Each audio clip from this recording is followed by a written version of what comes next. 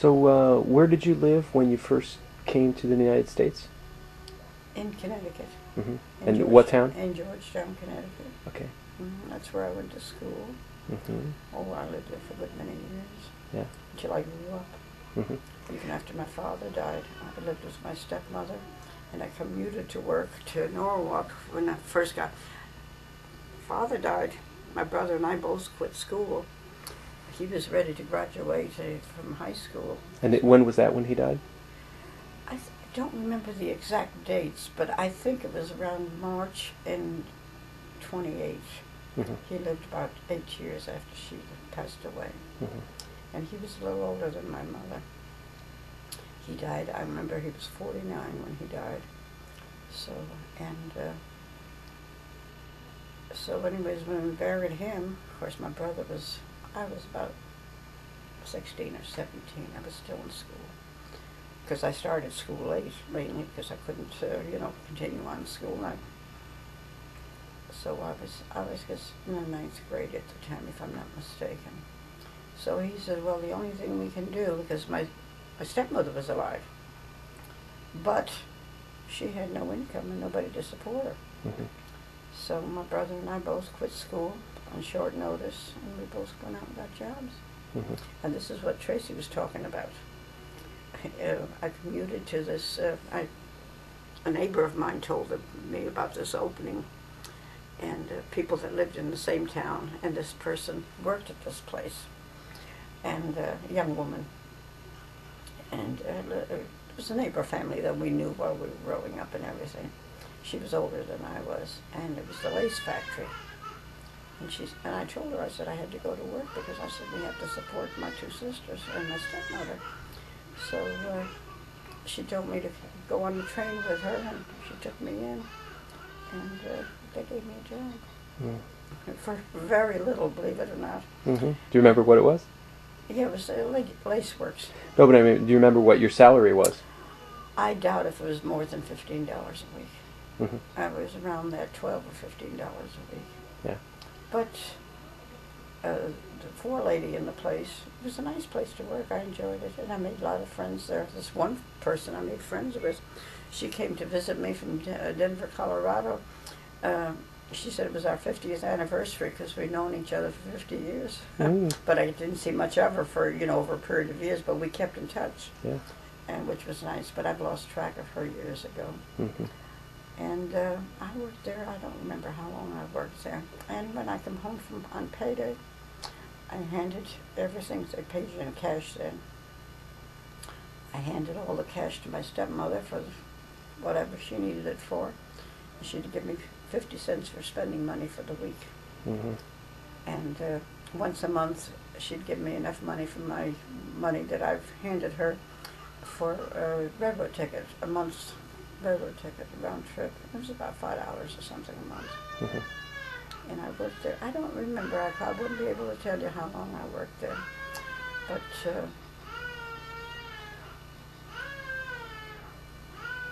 as I must have worked there at least a year, maybe 2 years. I don't know, about 2 years probably. But by that time, I was kind of getting, what would you call it? I wanted to do better, do something better. Hmm. And of course, so I had a stepsister who lived in Brooklyn. My stepmother's daughter. She was married and had a family. And she was always her and her husband were very good to us, always. And we were like included in the family and everything.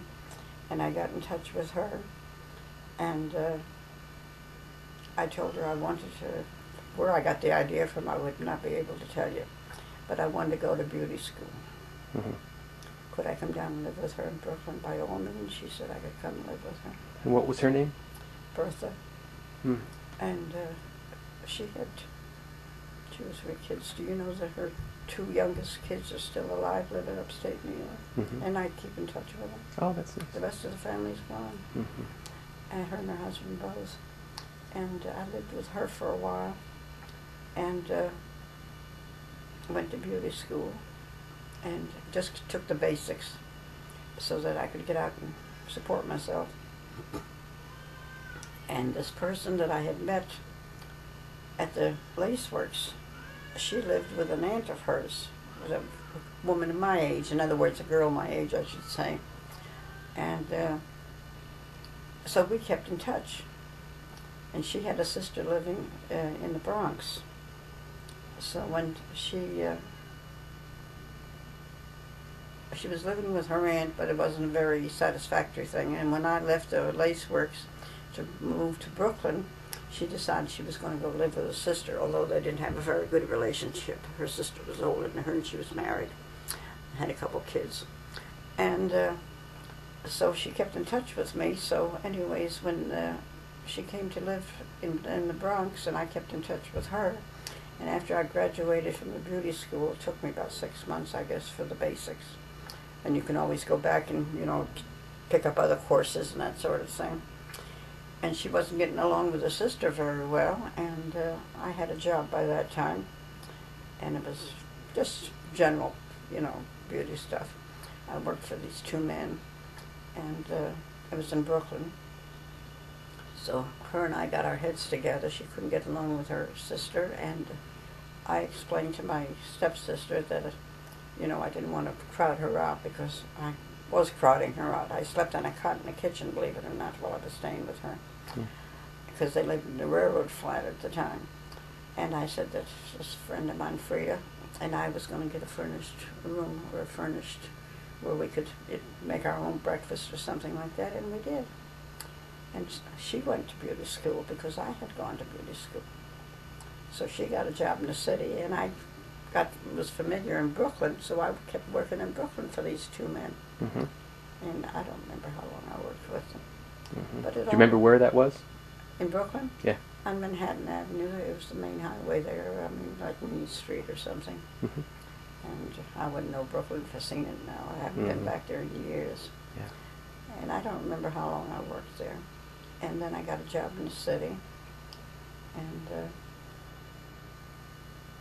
I liked it much better in the city, because there was much more activity there, and you could go to the movies and that kind of stuff. Yeah. So what'd you do in the city? I worked in a beauty parlor. I worked in a beauty parlor for several years. Mm-hmm. Even after I was married, I worked in a beauty parlor, Mm-hmm. because I felt I needed the money, and that was, in other words, that was my trade, and I felt I was progressing in life. And of course, in the meantime, I was sending money home to my stepmother all the time, whatever I could spare, and try to be as generous as possible, because my two sisters lived with her. So that kind of put me at a handicap too, because I didn't have no foolish money to spend, in other words. Mm-hmm. I had to help them. And one thing led to another, and things worked out. Mm-hmm. So when did you meet your husband? I didn't meet him. This friend of mine, my roommate, she met him. She met him. Where she worked, she used to stop in this restaurant, and during the day for her lunch, in some place in Manhattan, I wouldn't be able to tell you where it is now, it was someplace downtown Manhattan. And she went out with him a couple of times, and when he brought her home one night, I was home, because we lived in this furnished two-room thing, and there was a couple of other tenants in the building. It was a big house, and some old lady was running it or something like that. So he brought her home, and I got to meet him. And a couple of weeks later, she said something to me about he wanted to meet me, because he'd like to take me out if she didn't have no objections. And they were just friends, in other words, because he worked at this restaurant. And I don't know whether he's manager, assistant manager, or something at the restaurant. And so anyway, I said, well, I wasn't going out with any guys, because my stepsister tried to get me connected with one of her cousins, and I wasn't interested in him. I was too busy trying to make a living and helping my sisters.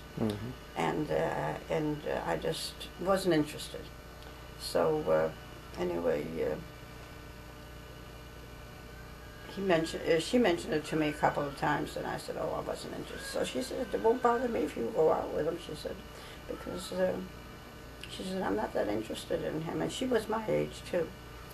And so I said, well, I'll think about it. So anyways, we went out, the three of us went out together one night. We went to a movie. and he took us for ice cream soda someplace, and we sat and talked and all that kind of stuff. And that was during Prohibition, if you know what I mean. There was no bars and grills around. During And Prohibition. rubbish. So anyways, I went out with him, not very frequently.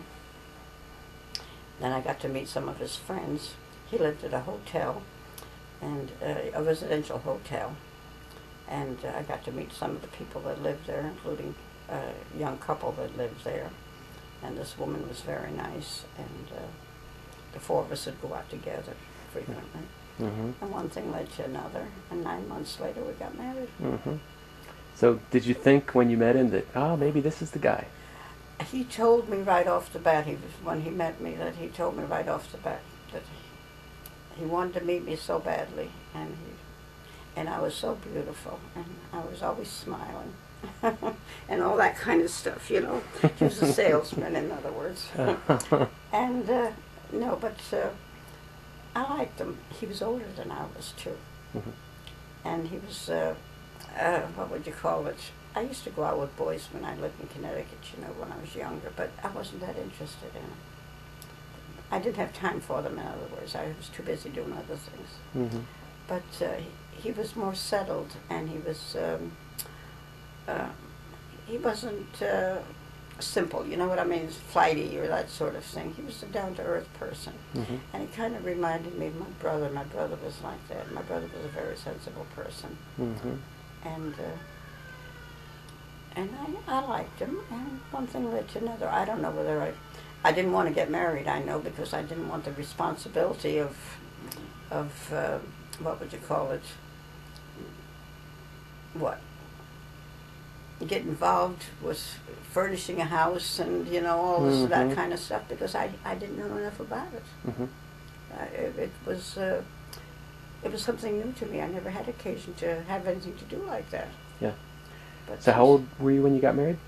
I was 22 by that time, Mm-hmm. and he And- was 29 when Yeah. we got married. He was 7 years older than I was, and it worked out very well. Yeah. What was your wedding date? October 30th, 33. Okay. And it worked out very well for the simple reason that I think he felt responsible for me, and he told me that he would always be good to me, and he would take care of me, and I would have nothing to worry about. He would work hard. Because I told him, I said, I never had nothing in this world, and I just didn't know what to do. Mm-hmm. So he said that he would take care of me and do for me and all that. And you know, he was a very kind person. He reminded me of my father. I think he was like a substitute father for me, because my Mhm. father was gone by then. And he was, I don't know whether he spoiled me or whether he was just an agreeable person. But no matter what I suggested was fine by him. Mm-hmm. I could do what I wanted to do. I could go up to visit my family anytime I wanted to. He'd go with me. And he had a second-hand car, a small car. And I could buy whatever I wanted, no questions asked. Mm. If that's what you want, by all means get it. Mm. And he always was that way. You know, it's strange. And when Opling came along, we were married 4 years before she came along, believe it or not. Mhm. And when she came along, and of course, it was a surprise to me mainly because I was married for 4 years before she came. I mean, I just didn't know I was going to have babies or not. And but I had a very nice pediatrician, and she was very sensible, a woman pediatrician, which I would recommend for any young person. And whatever I said about Opling, or whatever I wanted to do with Opling, or how I wanted to do it, no questions asked. Mm-hmm. To start with, he wasn't Catholic, he was Protestant. Mm-hmm. And no questions asked. He said, whatever you want to do, the way you want to do it is fine by me. Mm-hmm. I mean, you So can't- what was his full name? Harley Stevens. Did he have a middle name?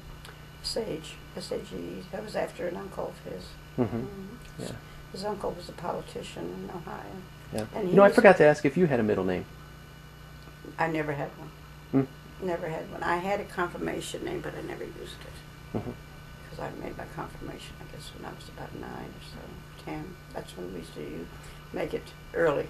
Yeah. I made my first communion and my confirmation within a month of each other or something like that. Yeah. Opling made hers the same day. Yeah. So.